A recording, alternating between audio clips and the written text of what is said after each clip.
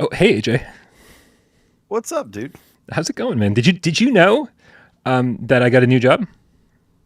No, I didn't. Yeah, What? every day I'm now a professional dog walker. I walk a dog every Oh, single I day. did hear about that. Yep. That's awesome. It's like oh, funny story. It's Oh yeah. like National Dog Day or something like that No. today. Wow. Yeah, yeah. I I mean, this definitely puts me in the trader category. I think I do think that if I was going to walk anything, I should probably walk a whole bunch of cats, right? Actually, it was funny because I had some vegetables earlier. My girlfriend brought me like a bowl of vegetables and like carrots and cauliflower, and I Googled it to see if I could give it to my dog. And I give him stuff like all the time. I'll give him like pizza crust. Like he loves Nice. pizza crust. And I know you're probably not supposed to do that, but he's really old, so I'm doing okay. At this point, it's like, man, just give it to him, man. Let him enjoy his last But couple of years on this so planet. so I never thought like, I never thought that I could like give him anything like Yeah. vegetables. I never thought about it really. And so like I tried giving him a carrot and he was just like so confused. Like he's just like cuz I give him like Chinese noodles, like pizza crust and like all this tasty shit and like he like munched on the carrot for a little bit and then was just like he's like, nah, I'm good. And I tried it with cauliflower too, and he just like spit out the cauliflower, and he's just like, nah, what is this crap? I He mean, was like, but thanks though. rightfully so. He tried. He seemed like he appreciated it, but he wasn't having it. It's National Dog Day, dude. Man, get the kids some Chinese food. Right? Like, what? It's National Dog Day. Don't give me a fucking carrot. This is dumb. All right, look, dude. I Let's used to talk. make him. I used to make him spaghetti for his birthday. Dog spaghetti. All right, let's go. I want to know. Let's go.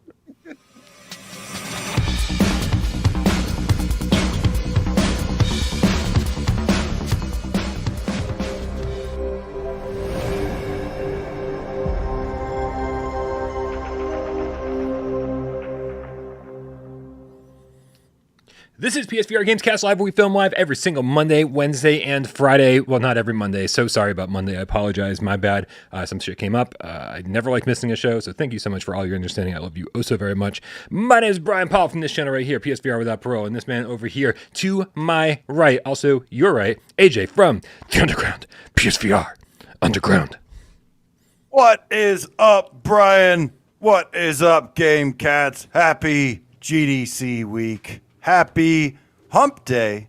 And I hope you're ready because, lordy, do we have a lot of news to hump into your eardrums today. Yeah, man. And yeah, we'll do it until you say the safe word, which the safe word today is what, Brian? Naked grandma. Because I'll tell you, I mean, That'll work. I don't care what situation you're in, man. If you're excited, you will no longer be excited after picturing your grandma naked. I mean, unless you're into that. And I don't judge because people are into all sorts of weird shit. Just saying. I've tried like chair and baseball, and yeah, those don't work, but naked grandma definitely would. Jamie out with the $2 tip says, spent the last 2 days binging missed GamesCast. 2 days, man. I think for the number of shows that you've missed, my friend, I think you need a solid month for that to get caught up. Yeah, I agree. Right on. Guys, a little bit of housekeeping. Make sure, if you don't already subscribe to AJ over at PSVR Underground, you do that. Don't forget, if you want to keep this channel running, you can go to patreon.com/withoutparolegames. Trying to do some exclusive content over there, like AMAs. We did a recent one this weekend, and it went surprisingly well. Only 10 people showed up for it, but then like 70 or 80 people watched it after the fact. And I was like, oh, sweet. So I'll advertise the next one a little bit more ahead of time. That's for the $5 tier. And of course, for the $3 tier, you can get your name scrolling on that little scroll down below. Like ad nauseum, man. Like it scrolls by like 400 times an episode. You get, there's my name again. There it is. 5 minutes later, look, there I am. It'll be burned into somebody's plasma TV very soon. For sure. You can have your name burned into their TV. Emily Baxter asked if my beard get gray overnight.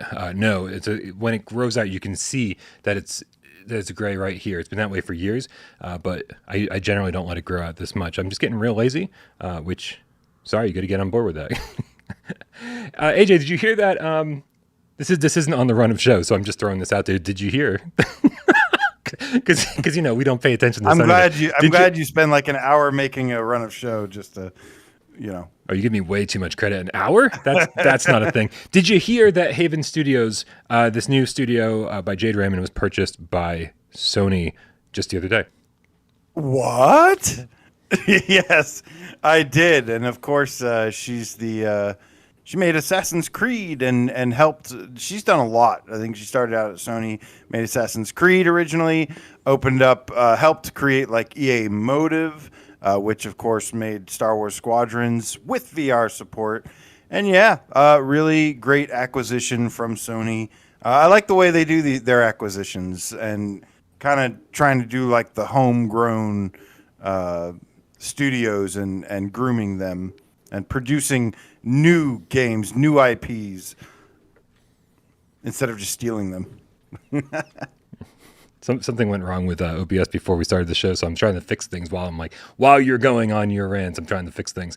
What do you think? Is there going to be? There's a rumor out there that there's 8, I believe, first-party PSVR 2 games in development over at Sony. Do you think this is going to be one of them? I'm so definitely a rumor. Take it with a grain of salt. But the rumor that this came from was from a guy named Raytheon, who you and I have known for a couple of years now. The thing about it, not personally. I've talked to him a few times. Raytheon and I aren't buddies. Yeah, he disappeared for a while. I think he disappeared after the whole Sony buying IPs. Sony bought Konami's IPs or something like that, and then that blew up everywhere. And then I don't think that ever really happened, or Konami came out and denied it, and then he disappeared, fell off the face of the earth, and then he came back, and he's some kind of market analyst, or not a market analyst, or I don't. He like is into acquisitions and stuff like that, and that's kind of how he has his connections. But he posted days before the Haven acquisition that Sony would be acquiring, or Sony has acquired a VR studio that's in Canada, and it'll be the very first studio that Sony has in Canada. Lo and behold, 2-3 days later, Sony announces the acquisition of Haven, and then he goes on to say, "I thought this was a VR studio. This doesn't really match up with what I know." And then he said, unless they have like a VR division or something. And then he comes back and says, update, Haven's title, which is supposed to be a AAA multiplayer game, is going to be PS5, PSVR 2, and PC compatible. So take it with a grain of salt. Of course, these are just rumors, but I mean, he was right about the studio being in Canada and stuff. So obviously, it seems like he knows something, and I'm leaning toward yes, that this will be a PSVR 2 compatible title. Yeah, and I'm actually thinking that a lot more. I mean, obviously, we talked a lot about the about hybrid games for the last however many months now, probably 6 months, and as much as that's sort of just become part of the vernacular around here. Sony themselves hasn't said anything about that, so I'm expecting that that this studio, along with a lot of other first party studios, are going to start talking about hybrid games, and so yeah. I actually think that for the number of studios that Sony owns, the fact that there's, if the rumor is true, that there's only 8 first-party studios working on VR games or VR-compatible games, then that's a little surprising. Like I'm actually expecting by the end of the generation for all of them to sort of have some VR something in the works at all times. Let me tell you, Brian. Yes. PSVR 2 is going to be freaking sweet, man. It's going to be so cool. And, I've been jumping into a little non-VR stuff lately. I've been playing tons of VR as well. I've been playing a lot of games, actually. I was playing Returnal with my boy Ghost and the new co-op update. And that game really uses, like, the DualSense features well, the haptics, the adaptive triggers. It's got such good polish and sound design and so many good qualities. And I was like, man... I went to the website, I think it was this morning. I was just staring at the PSVR 2 page, just looking at the controllers, the orbs, and I was looking at the headset and everything, and I was like, man, like PSVR 2 is going to be so amazing because it's going to be like a PS5 quality VR setup. Yeah. Like it's going to be of the quality of PS5, and PS5 games are really good. And man, so I'm really, really excited about the future, man. It's going to be amazing. Yeah. No, I'm excited too, man. Absolutely. Donatello, the Scientist Gamecat with a $2 tip says, you put the wrong team on your thumbnail, #49ers. Listen, definitely not I mean, I'm from New England. I'm supposed to like the Patriots. I don't give a fuck about football, like at all. Like it's sports in general. I'll have like, us covered. I'll yeah, have us covered. I was a big Atlanta Falcons fan. Now Matt Ryan's been traded to the Colts, so now I'm a Colts fan. More on that later. it's like some other language you're speaking. It's like he's trying to talk to me. I can feel it. I don't, yeah. But anyway, so enough about Haven Studios. One of the first things I want to talk about today. Oh, absolutely, man. I think that everything. I think everything's moving in the right direction for Sony. Definitely. So yeah, Mostly everything. The big things are. The little things, they got a lot to iron out. Well, we'll see how it goes throughout the course of the year, man. But speaking of the course of the year, over on Twitter, Zubitech actually showed an image today, which was created by them, that piqued my interest a little bit. Now, Zubitech has, prior to this, been pretty decent when it comes to knowing what studios are working on what, and I don't know how much inside information they have, but it was interesting they kind of put this all together in one place. But this image right here of a bunch of PlayStation 4, PlayStation 5, and PSVR releases for basically the rest of the year. And if you guys pay close attention, if you can see those tiny little thumbnails and what they say underneath them, you'll see that they're listing Zero Caliber as a May 2022 release. They're listing Lucky's Tale, Ultra Wings 2, Do Not Open, Dash Dash World, Undead Citadel, and Among Us as 2022.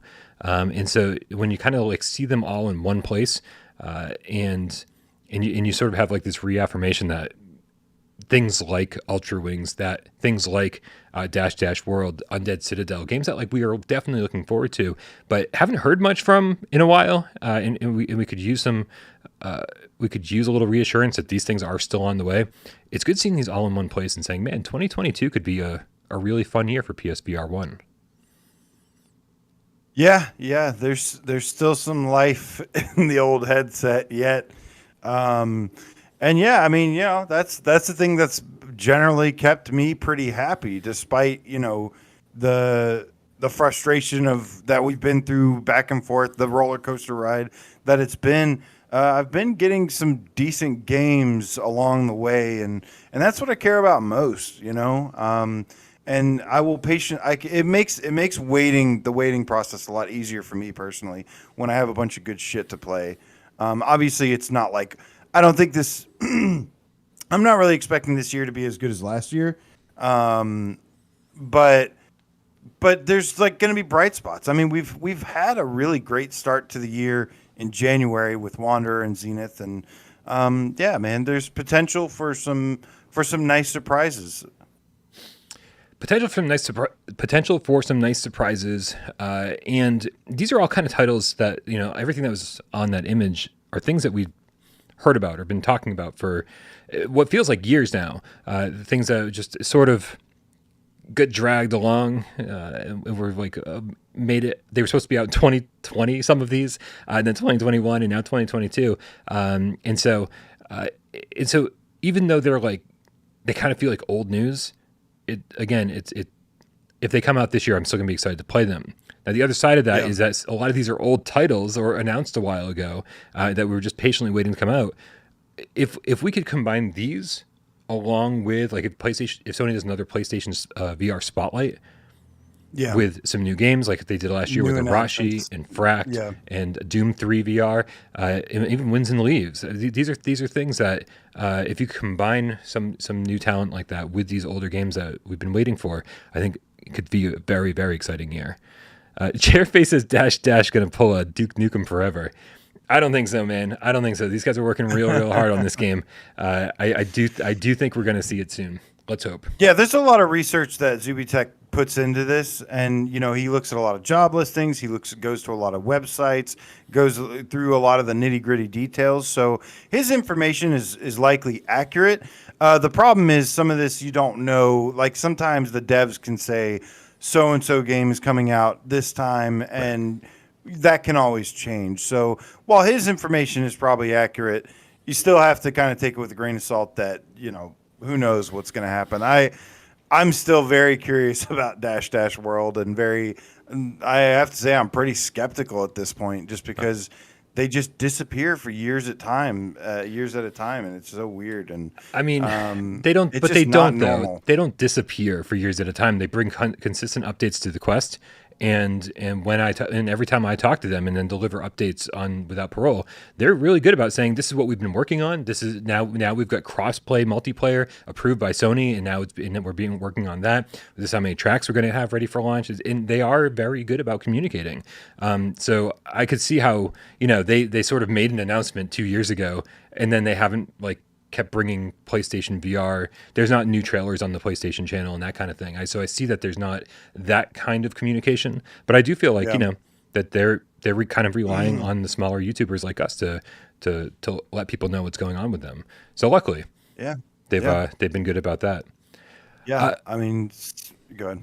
Looper the Underground Gamecat with a €5 says, with Zenith, Wanderer, Republic, and hopefully Moss 2, 2022 is already one of the most exciting years for PSVR 1. That's actually a pretty fucking decent statement right there, man. Like, we've had a good year already. It's been fun. There's another game coming out this week too that I'm looking forward to seeing. What's that, AJ? Does that bring up the trailer? It's coming out tomorrow. Stride, man. I'm excited to cover that one. Yeah, Stride. They announced it was going to be $15. It's coming out tomorrow, March 24th, and it's. All I can say right now is that if you've paid attention to Steam reviews and the reviews on Quest, people are reviewing it very, very positively, despite the fact that it's a bunch of arcade time trial modes. I think a lot of people lament the fact that it's not going to have a campaign or multiplayer at launch, but apparently these, according to other people's reviews. Look at me working around this embargo so well, man. Look at me. I'm fucking killing it. It's everybody else is saying, hey, what a fucking great game this is. Yeah, $15 is a great price for a small thing. And then their plan is to release, we've seen a look at the future roadmap for Stride, and they have a story mode that they want to implement as well as multiplayer, and they really want to go big with it, do like a major overhaul to the game, similar to, we were comparing it to the Crisis Brigade model. So I've always liked that model. It's so often that early adopters get screwed over, and so I like it when a game, if it's going to come out with less content or whatever, that's fine, but let the price reflect that. And then as it gets more content, increase it. So the people that support you day one get more content for free.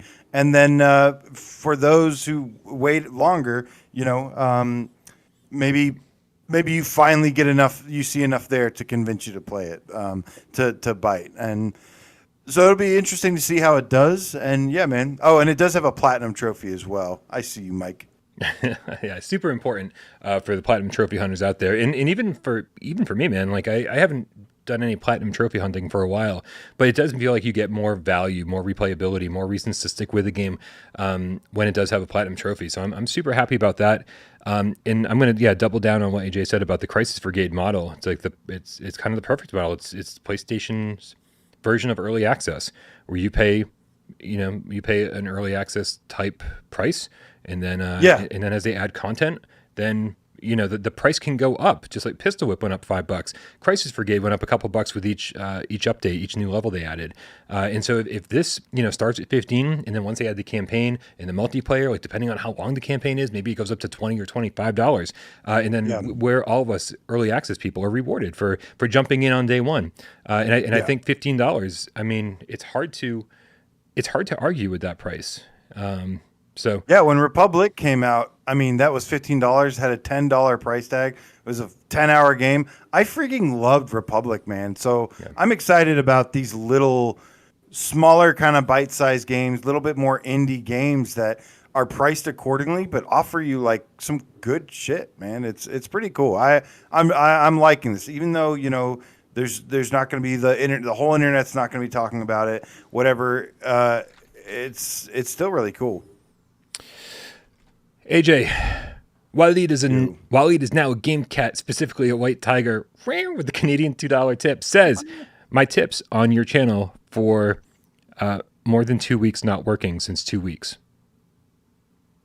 For 2 not working since 2 weeks. Oh yeah. I remember people saying the tips button wasn't. The tip button seems to be working again. Thank you guys for testing it. If you need to test it a little bit more, just to make sure, feel free. But we appreciate you. Some of you making sure. Glad to see that it's working again for you. I know that can be really frustrating, and glad to see it working. Arian with the 14 cubic zirconia says, "Will you cover what's revealed at GDC tomorrow?" Yes, I just don't know how yet. Because right now we'll talk more about what the GDC stuff is later in the show, but it doesn't seem like it's going to be live streamed. It may have a video up after the fact on the official GDC channel. If that's the case, then we'll go into depth about that somehow. But just stay tuned, because I sort of have to roll with the punches on this and see how it all goes down. Thank you for the tip. Professor Lilith with the $5 says, "This Sunday multiplayer." Guys, don't forget to join the Discord. Click the link in the description below. Join us over there, especially for these Sunday multiplayer meetups. Thank you, Professor Lilith, for always organizing these. Says, "The multiplayer for Sunday goes old school this week. Vote for Spark, Eagle Flight, or Space Junkies in the Discord." Holy crap. Nice. I haven't played Space Junkies in like forever. Yeah.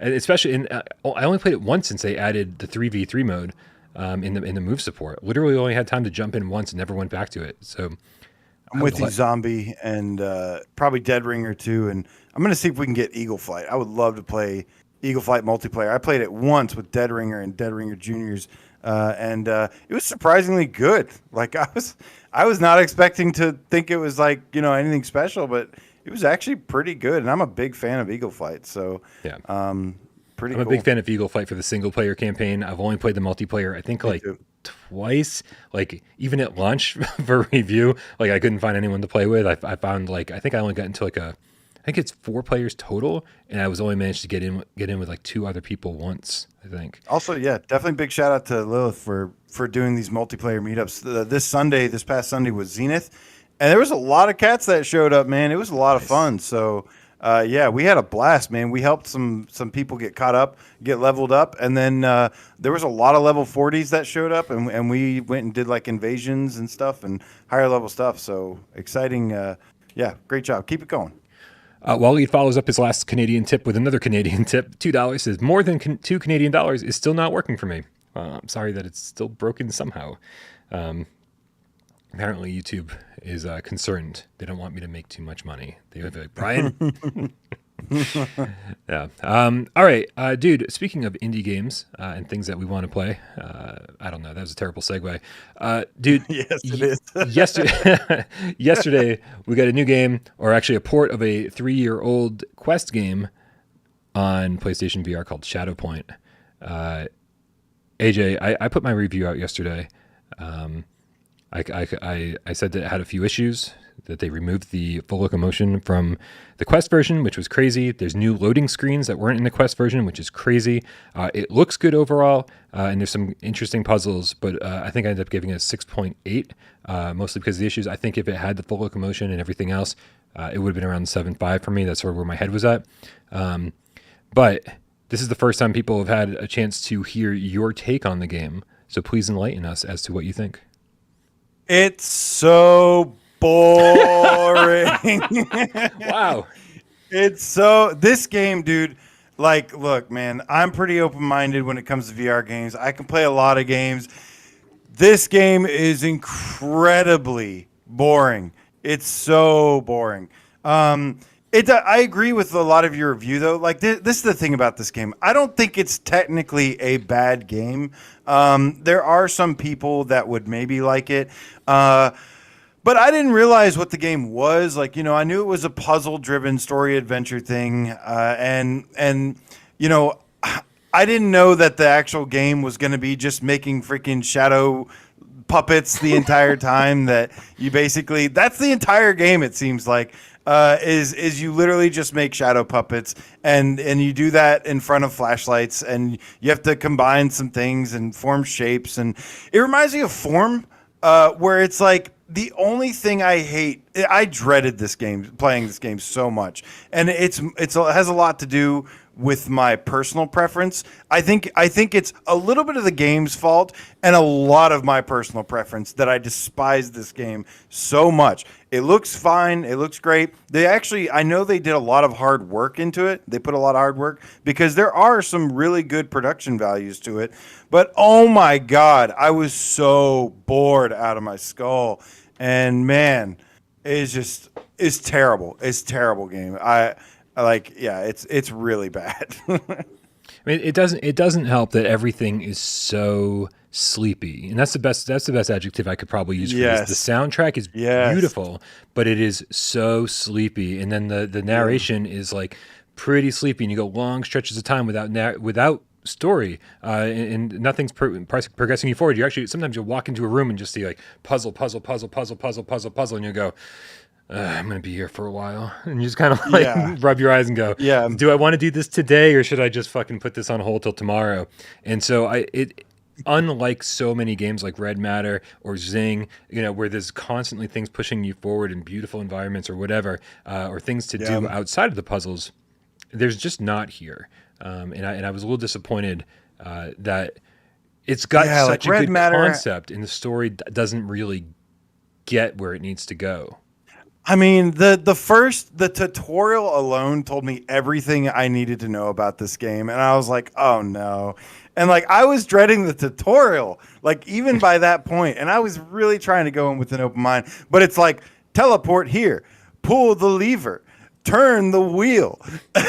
What else did it say? Turn left, turn right. And I'm just like, oh my God, like this is not aged well. Like I understand this was made at a time when VR was new and this was probably like really cool at the time.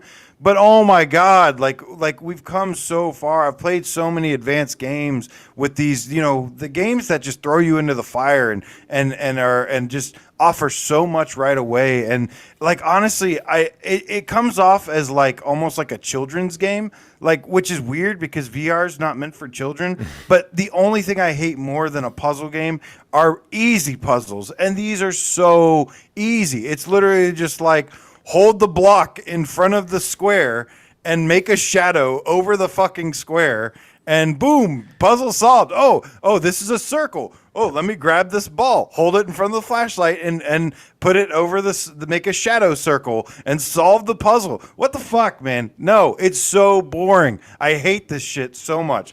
It's everything I hated about Form, where I always compared it to like being at like the doctor's or the dentist office and they have that like puzzle or whatever where you like push the block along the string and you just do it like, oh, it's just so simple. And stuff like Red Matter has like this really cool atmosphere, this cool sci-fi story. You've got these claws you're messing with, you're jumping around on a jetpack, there's a dark narrative going on. Zing has this beautiful environments to explore, and this just has like none of it. Like even Transpose, that looked simple, had some of the most mind-melting puzzles I've ever played in my life. And that's all I have to say about this. I hated this game. Everything except for Patrick Stewart's voice, Sir Patrick Stewart's voice. He's got a lovely voice, but everything else I hated about it. Yeah, I'm I guess we should be transparent and say that, let people know that you didn't get terribly far in the game, because the puzzles do get more difficult, and they take this like pretty simple concept and they go a little bit further with it. But for me, there was a roadblock at a certain point where the difficulty spike was just, it went from being, okay, this is what you're doing, and you're kind of, it's like in that simple concept is slowly evolving, and then you're combining things and trying to figure out how to transform one object into another object so you can use it to make your shadow puppets. And it felt like it was evolving pretty well, and then you get to a point where it all involves gravity. And I'm glad I wasn't alone on this. I saw some people in the comments say that's also where they sort of hit a roadblock as well, where they're just like not, super impressed by the puzzles, or they thought that it went a little off the deep end, trying to be a little too clever. But overall, I do think that it keeps a pretty even keel, and the difficulty outside of that shit ramps up pretty well, and just with a little bit of time you can figure everything out. So boring. Yeah. That was the biggest element. That's the biggest element it was missing for me. Yeah. Fun. Well, and what about games what are about the supposed to be locomotion, man? Like fun. this is the elephant in the room. Jamie, I was in the chat wondering what your thoughts on the locomotion system are. Yeah, teleport only is stupid. Yeah. Like, and like, I'll be honest with you. Like, it didn't. The teleport only, like, it did have smooth turning. The teleport like didn't affect me a whole bunch. It didn't bother me as much as it usually does. Because it's a slow ass boring puzzle game, and so like it wasn't like the biggest of deals to me. Yeah. But it should never have, like, any game that can have full locomotion should always have full locomotion, and it's a, I don't know why it doesn't have full locomotion, but yeah, that's stupid.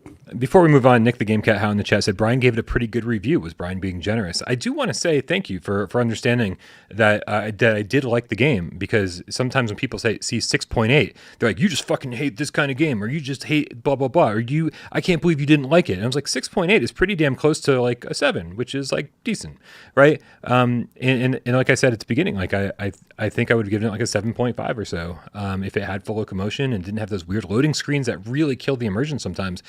Because overall, I enjoyed the story, even though I had problems with it. I enjoyed the puzzles, even though I had some problems with it. And the music was great, even though it puts you to sleep. So there's a little minus for every positive. But overall, I really did enjoy this game. I just enjoyed it a lot more, and I will never say this ever again in my life. I guarantee you, I enjoyed it a lot more on the Quest when I played it the day before. So yeah, I think it's a good game, but I just don't think this is the way to play it, honestly. Had no chance with me. No chance on any platform. Brax Pro says, get a poster of this game with that quote. All right, man, let's move on. I think we've given Shadow Point far too much attention at this point. Way too much way more time than it deserves. Right. Which brings us to our next topic, and that is GDC tomorrow. GDC's been going on all week already, but tomorrow there is a presentation that will be specifically about PSVR 2 and building games for it with Unity. And let me bring up some PSVR 2 there. Oh, look at that beautiful headset. What's you know what? Why don't this is so dumb. These are things that I should have thought about long before we started this. But let's look at the article from Push Square. Okay, so let me. This is where I know I did something right, where I can resort to my Twitter at PSVR Underground. And I said, Unity will be hosting a session focused on graphics tools for PlayStation VR 2 at GDC on March 24th. That is tomorrow. Unless you're listening to this tomorrow, then it's today. And the presentation, and this big shout out to PPO Kojima, the Silent Hill Game Cat, who posted this in the Discord. And the presentation says that it is called Building Next Gen Games for PlayStation VR 2 with Unity, presented by Unity. It is going to be hosted by Fabian Holman, Bria Williams, David Riddell, and Jonah Forbes. And they basically say that the takeaway is that, well, they say PlayStation VR 2 promises improved graphics performance and cutting-edge hardware that allows you to create immersive virtual worlds for your players. This session explores how Unity's VR tech stack can help you build better VR titles. Learn how to use the Unity platform and graphics tools to build stunning PlayStation VR 2 experiences and optimize your project's performance. The takeaway here is that attendees will learn about Unity's support for PlayStation VR 2 and how to use our VR tech stack to build VR games. The session will be specific to PSVR 2, but will also include information that is helpful to all VR creators. And and that is everything that we know as of right now about it. The cool thing is I mean, everybody assumed that knows anything really would assume that Unity would be supported on PlayStation VR 2. Unity is something that a lot of indie developers rely on to create games. They have a lot of tools for them. A lot of games you play are on Unity, and yeah, and we're gonna get the takeaway here is we might get a first look at some obviously it doesn't matter because we're not going to be wearing the headsets, but we might get to see some stuff, some tech demos, I would say. I would love to see some cool tech demo-y stuff running on PSVR 2. And, the fact that we haven't seen really virtually anything other than 20 seconds of Horizon Call of the Mountain, that this will be like one of the first glimpses of the technology, even if it's not a big flashy consumer showcase. Yeah, and I think that's I think that's sort of the GDC takeaway, right? Is like GDC is not for really consumers, and we as consumers sort of have to read between the lines and pay close attention to every single thing that happens in order to extract some kind of news or because obviously Sony would want to say if there's any big things about PSVR 2, Sony wants to like say that shit, right? But I think we can extract some interesting shit from this presentation. So I'm looking forward to hearing some more things about GDC. We got Wes in the chat from Virtual Strangers saying that they've got Eric reporting from GDC this week. They just shared some cool stuff with him. Most of it's embargoed, but certainly relevant to the PSVR 2 discussion. Good stuff incoming. And that's what I'm hoping to see here. I've got my fingers crossed that we see other stuff that Sony has planned. I'm hoping to hear or see more about PSVR 2 other than this showcase. Like I'll be interested to see this, but this is potentially not even the biggest news we'll get tomorrow. Right. One of the fun things I hear from developers these days is that is that when it comes to PSVR 2, like one of the things holding back PSVR 1 so much, and in VR in general, I think, was that they're saying, it was the fact that each scene had to be rendered twice. Using double the horsepower because you had to have an image for each eye, your left eye, and then like a slightly adjusted image from the right eye, right, rendered at a different angle in order to create that 3D immersive effect. The more I talk to developers lately, the more I'm hearing that that's just not really how things have to work from a processing standpoint anymore. It's not going to take double the amount of power to do this anymore. And so when people have said that we're expecting too much if we expect PlayStation 5 level graphics, I think when you combine things like that, some different rendering techniques, the fact that eye tracking will work in tandem with foveated rendering, these are all the things that are like really going to be interesting to hear that are probably going to be talked about at GDC. Why would they make it a 4K headset then? If it wasn't capable of producing some high quality graphics. Right. Absolutely. So anyway, stay tuned. Obviously we're just kind of excited for, potential whatever. But stay tuned because we'll see what we can figure out. We'll see what we can find out. Yeah. Like I said, PSVR 2 is going to be sweet. I'm excited to hear a little bit more about it. AJ, ever hear of a game called House of the Dead? Boy, oh boy, have I, Brian. Well, there was this game called Until Dawn Rush of Blood that convinced me to buy a PSVR, and it was very much like House of the Dead. Yes, of course I have. I used to go to the movies or Cece's Pizza or wherever all the time and play House of the Dead, Time Crisis. Arcade light gun shooters are my jam. And yeah, House of the Dead is one of my favorites. Yeah. Why do you ask, Brian? Oh, I just wanted to talk about some retro shit for a little bit. I hope that's okay with everybody. Oh, okay, yeah. Yeah.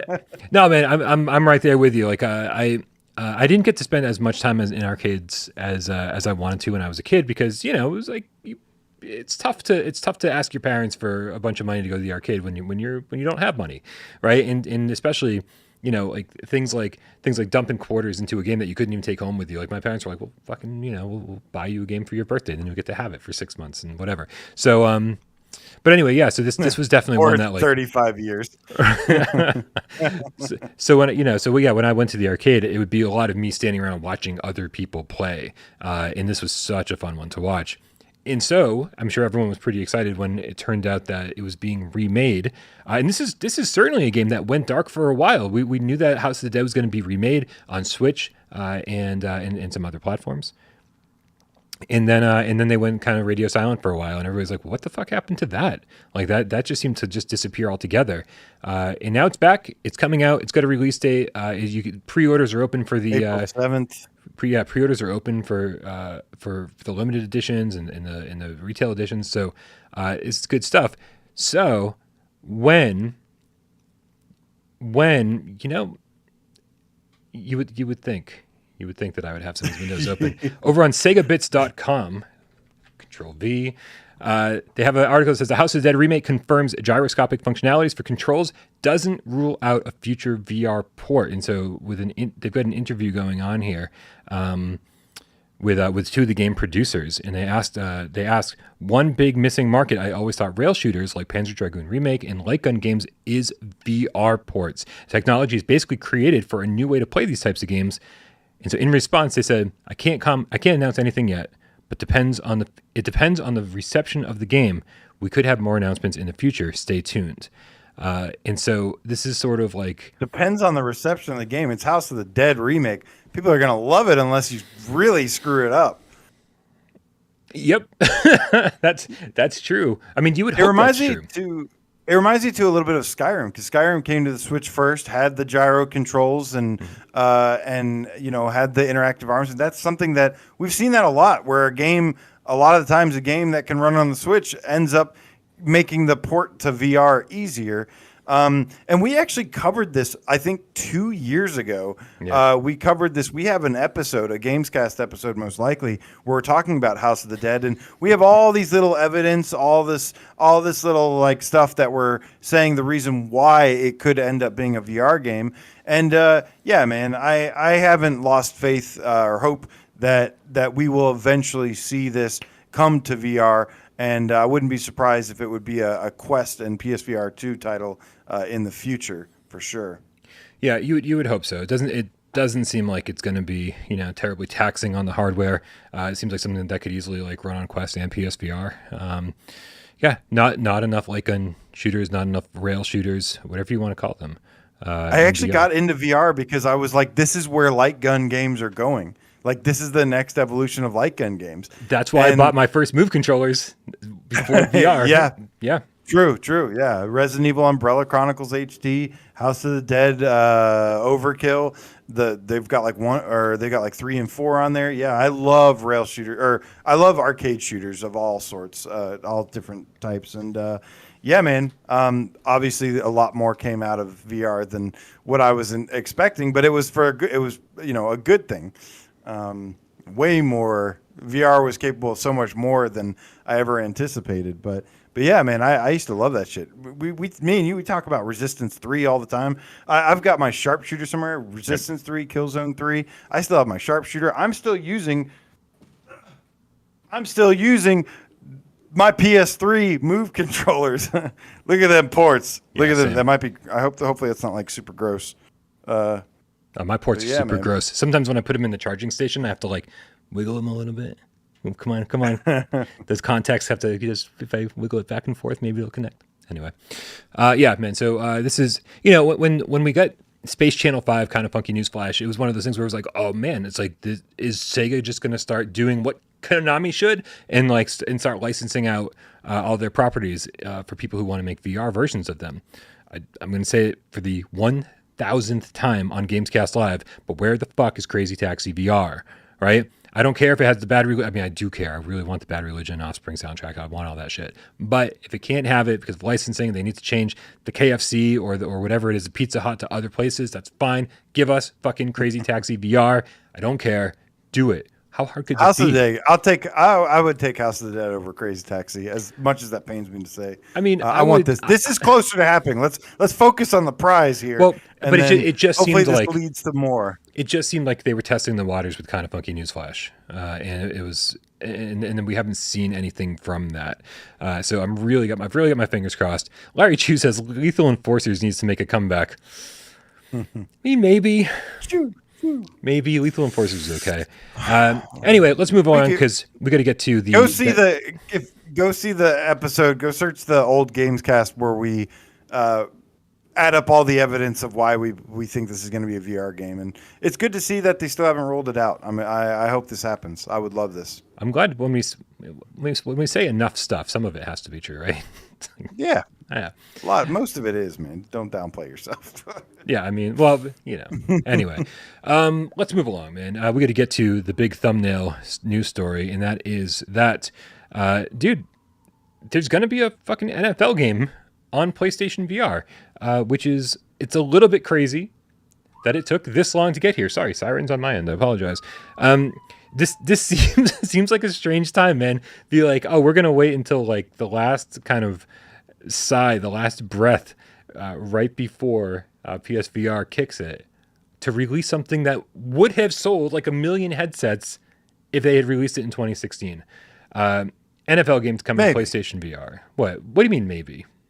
Well, there's a lot of stuff that had to get. There's a lot of stuff that VR didn't just hit the ground running, and it's come a long way in the last 5 years in terms of like what works, what doesn't work. As you know, when VR first launched as a mainstream product, it was very much a wild west of stuff and wasn't the most profitable. Developers didn't. There's not a lot of stuff that's been standardized, so.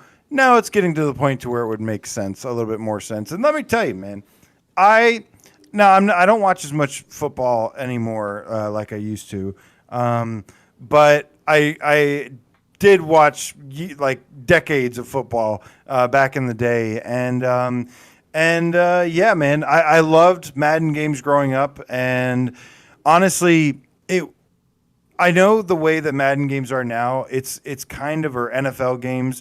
It's a little bit of an iffy situation. They have an actual they have like the rights for simulated football, so that like nobody else can create it without being a part of like the official licensed NFL stuff. And it's kind of a messy situation, especially monopoly on it. And for the thing that people got to keep in mind here, the reason I have hope for this is that for decades, football games were actually pretty badass. Madden games were always really fun for the longest time, and they were really cool. And I'm hoping that is a similar situation here. Now, we don't know the extent of it, but they talk about it being really close to being on the gridiron, having a real authentic NFL experience. And we don't really know much more than that. This is a project that has just been pretty much, sounds like it just recently greenlit, so has a long ways to go. But they've stated that that was announced at GDC, and they've stated that this is planned to target Quest and PlayStation VR platforms. Yeah, man, you got to really actually wonder at this point, like, whether this could be something bigger, whether it could be something like an actual full scale Madden game, because I think that's what people are looking for. As I think a lot of people really enjoyed 2MD VR football. That was a nice little arcade game. It's really, really good. Yeah, really good. Yeah, I mean they got the throwing mechanics down, man. Like they really understood like how to utilize the move controllers in ways that other developers just didn't. And so I think that if you could somehow get the full experience that people are looking for, like of like full season, being able to get down there on the gridiron. I'm using terms. I'm like, that sounds right. And how it would work, right? Like, do you play as one player? Do you constantly switch perspectives and then you catch the ball and then suddenly you're that player. So I don't know. There's a lot of different ways you could go about this. But like you said, it's pretty early on. You wouldn't. Yeah. There's a lot to figure out here. The chat's a little pessimistic about it. Like Hack says it's going to be an NFL mascot sim. It could very well. I mean, the truth is it could end up being some kind of like sideline experience thing, but that's obviously not what anybody would want. Luckily, the NFL has a lot of money and could potentially support this in a really cool way. Maybe they even want to broaden the horizons of what they can do and get people to watch football games from VR, have some kind of like partnership with Sony and Quest and Meta to start doing stuff like this. But yeah, we all want to play an actual simulated football game. I think that would be the best thing, where, you know, each down, or whether it be a certain down or whatever, you maybe not mid-play change, swap players, but it'd be great to be able to like play as the quarterback, or then one play as a defensive tackle or something, or a wide receiver would be really cool. The quarterback, the 2MD VR football 2-minute drill is what that stands for, worked really well because it was basically a quarterback simulator, and they got, like you said, they got the throwing mechanics down, but there was like some really good mechanics in that made that game really fun. If I was the people behind this, who I can't remember the name of the company. Do you know the name of the company? It was Status Pro. Status Pro, thank you, which is actually run by two former professional players, it sounds like. Yeah. I think one was I think they were from the Bengals or something. But if I were them, I would definitely take a look at what 2MD VR football did, because that was really, really fun. That's more arcade style. Yeah. But I mean, you know, they've got some really cool features where you can actually draw your own plays, draw your own routes, like, you know, have the wide receivers run whatever route you tell them to run. You get to make the plays. You can call audibles, which you can change the plays on the fly. You could quarterback sneak, where the quarterback just tucks in the ball and runs, and you can like stiff arm and stuff. I think you could stiff arm, maybe not, but that would be pretty cool if you could. And then like after every round or whatever, then you'd have this, like, it was almost like a little mini game where there was these hoops, and you would just pick up the footballs and just throw them through the hoops and collect like additional points and stuff. A lot of amazing systems here, and I think football, because it's a game that doesn't use your feet, American football is a game that you don't use your feet, I think is a great fit for VR, and because you don't have to try and simulate, you know, there's no kicking. You can't kick in football. Well, I guess unless you're a kicker, but there's other ways you can do that. But the majority of the game is done with your hands and different things going on. So I think it's a great fit. I think there's a lot of opportunity to make a badass game here. Will they, though? We'll have to see. Depends on how much they know about VR, and yeah, I don't know. It depends on how much, and the people they surround them with, the team that they acquire to develop this game, how much they know about VR and how to make a fun game. You know, it's not going to be easy, but it is definitely doable. Yeah, the more I think about it, the less I'm convinced this is going to be anything super worthwhile. Status Pro doesn't seem like they have a ton of experience with game development. The last two licensed things we've seen sports-wise has been home run, the MLB Home Run Derby, which is like, and that's what it feels to step out on the field like a batter. It's like, I don't think you know what we're looking for here. No. And then on top of that, the NBA experience, which was never ends well. Again, fun little arcade thing, but certainly not what you're looking for. You want to play a full game of basketball. So I'm a little concerned so far that, you know, people don't have. Somebody acquires the license. And I'm like, boy, that was fucking expensive. And then they said, what can we make with with what we've got left in the budget? And so if Status Pro doesn't have their, a real full understanding of what it takes to make games, especially VR games, then we could be seeing another experience this time. That's why I said, NFL.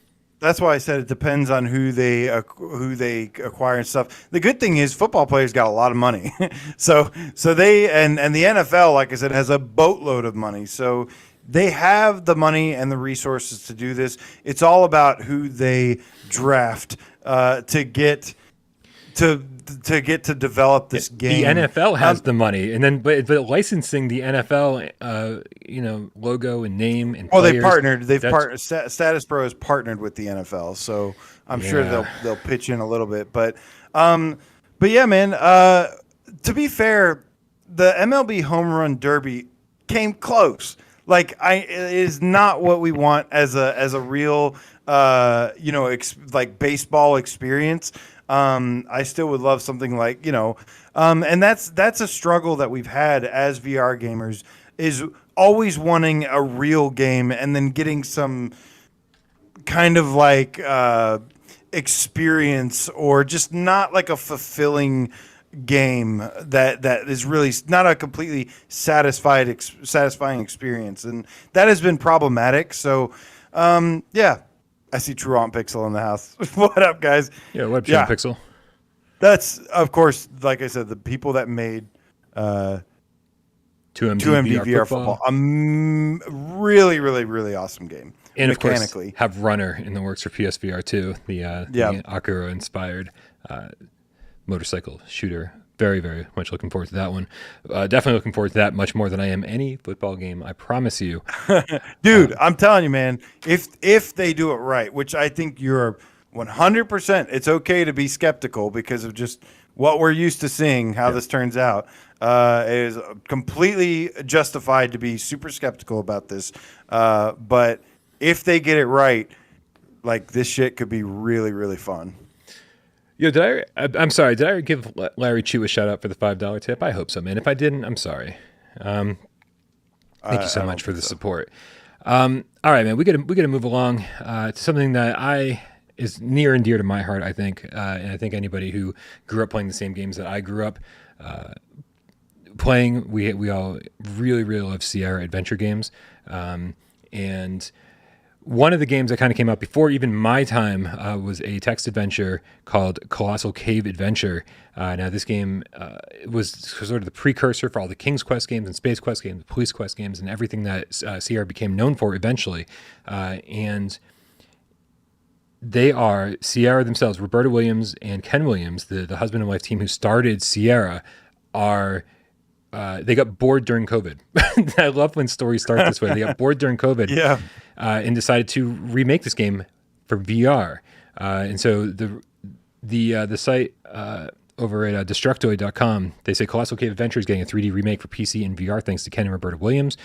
After pioneering graphic adventure game genre, Sierra Online founders Ken and Roberta Williams are finally making a return over 20 years after their last release. The project is titled Colossal Cave 3D Adventure and is not a reboot of any old Sierra release, as fans thought it might be after Ken teased a new endeavor via Facebook post last year. The team is looking to bring Will Crowther and Don Wood's classic to a new generation of gamers. As Ken told PC Gamer, it takes place in a fully immersive 3D and VR environment for a realistic cave exploration experience that is intended for the whole family. According to Roberta Williams, the pair ended up working on a new project after becoming bored during the pandemic. Ken was bored.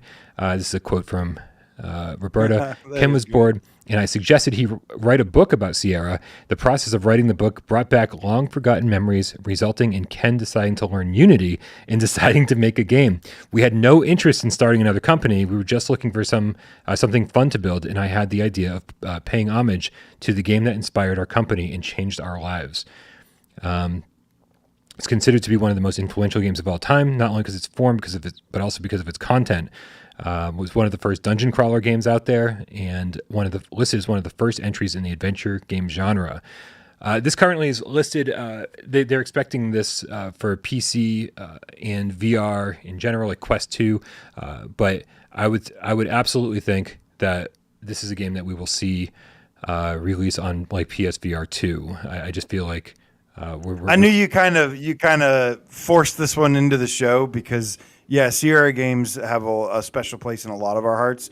I was a big King's Quest myself, even though some of the other stuff maybe was a little bit before my time as a mid to late 80s born kid. But yeah, I haven't seen. I'd be interested to see the gameplay. I love the concept of this, but we've had a lot of these old school point and click adventure style stuff that has tried to make a return and kind of fallen a little bit flat. Stuff like Sam and Max. But the cool thing is that this is being developed by the two original. So that is pretty cool. Hopefully they're familiar with the tech and can take advantage of that in a lot of ways and create something really cool. Because if not, it's going to end up, like I said, similar to the football conversation we just had, it's going to end up as like not so desirable VR game and more of like hey, this is just put into VR, but there's like, I don't know. It's not an actual fulfilling adventure. Yeah, for me, it's sort of one of those things where I just kind of want to see what these two are capable of. The fact that Ken was learning Unity, and I was talking to Dan from Electric Hat earlier today, and he reminded me what an amazing writer Roberta is. So these two working together, and because Ken was always a good programmer, he was the one who created, all the engines that all of the different Sierra games ran on, like even the ones they weren't, making, like Leisure Suit Larry and Police Quest and all those other ones that were made by Al Lowe and other creators. They created the software. They created the Sierra Online adventure game engine. And so, it's been a while since Ken did anything from a technical standpoint. So I'm excited to see what he can do with Unity, but I'm really excited to see the storytelling that Roberta is able to bring into VR, because I think VR storytelling has become kind of problematic, and I think we've encountered. There's a lot of things that have not been fully fleshed out or figured out, and VR storytelling is definitely one of those. We've encountered so many problems, man. We've encountered so many problems with storytelling, like either taking away control from the player, forcing you to stand there and watch people talk at you. The number of times you've got a little floating robot just like in your ear, just being like, baby, and you're like, get the fuck away, man. Like they just haven't really solved a lot of problems in VR yet to make them as immersive and as enjoyable as possible. And it would make me so happy if some of the originators of my favorite games of all time kind of swooped in and said, hey, here's how to do something. Here's how to tell a story in VR and do it right. I don't know if that's the case. I don't know if there's still, a lot of people, and I think of musicians first and foremost, the older they get, the less innovation they tend to have, the less drive, the less creativity, the less ingenuity they tend to have. But I think game design might be a little bit different. I think you get all this experience on your belt and you learn how to tell stories in so many different ways over the years. And then I think these might be the right people to teach us how to do it. They would be new pioneers once again. Trump Pixel says it's all about doing it environmentally correct. Billy Go Cashfish says maybe it's text in VR scrolling on the screen. It's Apex Construct. you type open, dude. Yeah, door. You have to convert it and make it fun. Yeah. Don't just take the concept and put it in VR. Think about taking the concept and making it fun and interactive in VR. And with that, they will be able to achieve this. But it could very well just end up being a slow-paced puzzle game. I love that where I usually have trailers. This is just a complete walkthrough of the full text adventure. So Niles Ryan, the Game Feline with the $5 tip, says, thank you guys for talking about this. Sierra was my childhood. Me too, man. Me too. I think I've talked a lot on the channel about how Sierra and LucasArts, Lucasfilm games, that's what I grew up on. And it wasn't until friends showed me the NES. I had Commodore and whatever. But like I didn't have an NES as a kid. Sega Genesis was my first console. So this was my bread and butter until I was like 7, 8, 9, 10, something like that. 11. I don't know. I got to figure out when Genesis came out. But thank you, Niles Ryan. AJ. LucasArts had way more bangers. Sierra had some good stuff too, though. You say LucasArts had more bangers? I think the quality of with the Lucasfilm and LucasArts was always every game was like, this is going to be fucking awesome. And Sierra was more like they annualized games before annualizing games was a thing. They're like, and next year we're going to have King's Quest 2, and next year we're going to have Police Quest 2, and next year we're going to have Space Quest 2, and next year we're going to have Quest for Glory 2. Yeah. But dude, Colonel's Bequest, hands down one of the greatest games ever made. Just saying it now. All right, man, let's move on. It is time for PSVR 20 questions. AJ is the host this time around, which means that you guys really got to help me out because I suck at this game so bad. I'm going to put 6 minutes up on the clock and the clock up on the counter the way that Jeremy likes it. But you guys out there and me in here, We've got 20 yes or no questions in 6 minutes to figure out what PSVR game AJ is thinking of. I need to take some notes. Where's my port shovel piece of paper? There it is. Here it is. All right, let me put the timer up here. AJ, you got your game picked out? I do have a game picked out. Okay, you're going to give me quick, responsive answers, right? Not going to drag, Quick, you're not going to run down the clock. answers. All right, cool. Here Nope. we go. Does it have aim support? Does not have aim support. No aim support. Does it have multiplayer of any kind? It does not have multiplayer of any kind. Thought I was going to make it that easy for you, huh? No multiplayer.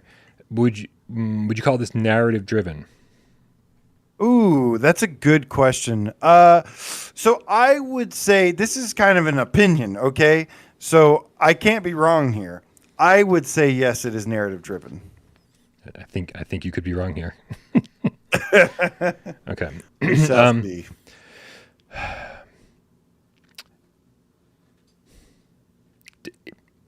Is the art style realistic?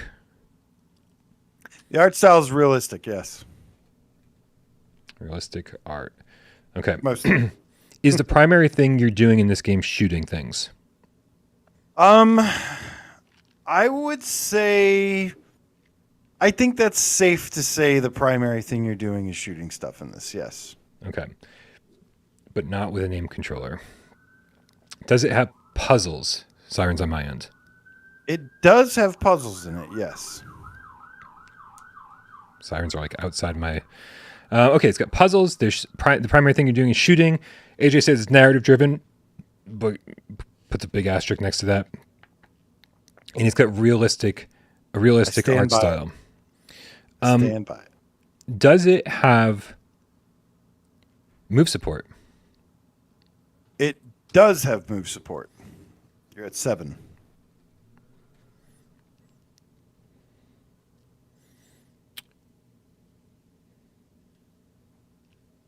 Oh, interesting. Are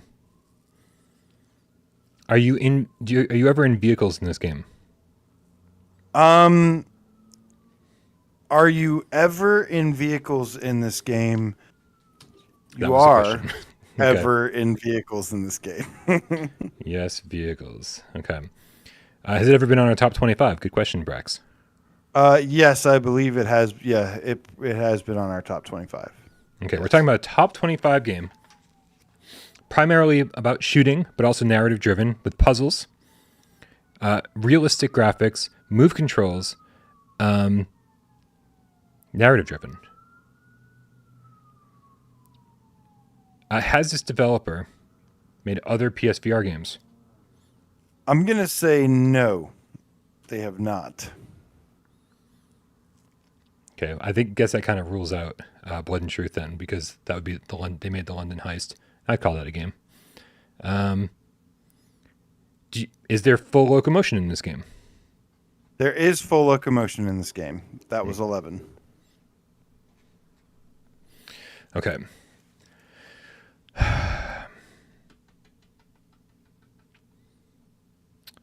Okay, let's figure this out, guys. We have full locomotion. We are in vehicles in this game.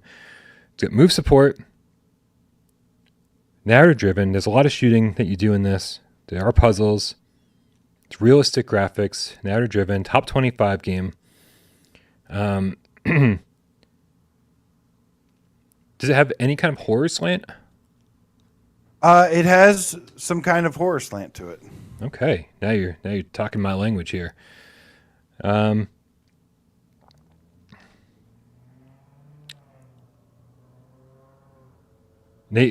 already asked if they made other VR games, right? You said no. Is this game divisive? Are there people out there that really don't like it, even though I do? This game is divisive as fuck. Wow. Is this game divisive because of its locomotion system? I don't know. I don't know about that. Okay. Let's not count that. I'm not going to count that. All right. Do I frequently compare this game to Uncharted? Unfortunately, you frequently compare this game saying you think it's better than Uncharted, I think. Oh, way better than Uncharted 4. Is this that game was dog shit. Was this game Immortal Legacy, the Jade Cypher? The game is a moral legacy. Le Jade Cypher. Oh my God. By Sony Interactive Entertainment. Came out April 16th, 2019. Viva Games, thank you. Yeah, man, is an awesome game. I don't care what anyone else says either. I love this game. Oh yeah, I guess the divisive part is also because of the storytelling too. People, there's a million reasons. I mean, you either love this game or you hate this game. I was hoping I'd get a cookie pie out of this. I was hoping you'd say, "Is there a character named Cookie Pie?" Yeah, man. I've seen people either love this game or go crazy by playing it and hate themselves for it. So it's hard to recommend. I will recommend it though. It's hard to recommend to people who don't like good games, and you know who you are, Nick. We got Alberto Mapam El Game Gato with the 50 Mexican pesos says, just to say hi and a big shout out to all Genesis, aka Mega Drive gamers in here. Hashtag 32X Sonic and 3 and Knuckles. Let's try that one more time. Hashtag 32X Sonic 3 and Knuckles Tower of Doom. That looks like an ORN for me for some reason. Thank you so much. Yeah, man, I fucking love the Sega Genesis. It actually got a lot of love. I was going to say it didn't get the love it deserved. It actually got a lot of love. Looper, the Underground Game Cat with the €2 says, Immoral Legacy. Immoral. It's so... Immoral Legacy. Man, it's so sad. Just incredible. It's so... Oh, just incredible, yeah. I'm really enjoying this because Nick seems like he's the only one in the chat that's not happy about this. And everyone else is like, I love this game. Who doesn't like it? Yeah, absolutely fucking floored that there's any divisiveness about it. Yeah, the move controls take a little while to get used to. And the story is so all over the place. I love comparing it to... It's a video game. Right. It's a video game. People were... I can't believe people actually thought that they were like counting on this game to have an amazing story. And I'm like, what's wrong with you? But it was a fun story. It was a fun story. I thought it was a fun story too. And it was $20. Like 4 times. $20 Yeah, $20. And it's beautiful. Yeah. 4 times I've beaten this game and have the platinum trophy. Oh yeah, I got the platinum too. I've beaten it probably 4 times as well. And I love it, man. It takes you on a journey. I was going to say take you on a ride, but then I had the Marvel vs. Capcom 2 song in my head. Gonna take you for a ride. That's the one. And so, yeah, absolutely love this. $20, in my opinion, probably top 10 game. That's right. I fucking said it. All right, man. We got to get out of here. Thank you guys, everybody who supports the channel. Don't forget, you can hook us up over on Patreon, patreon.com/withoutparolegames. Trying to make some exclusive video content over there. The AMA was awesome. Thank you, everybody who stopped by and watched it later. I'll definitely give you more notice for the next one. We'll do that like once a month. And yeah, of course, if you want your name on the Patreon, scroll down there as well. I update that on the 1st of every month.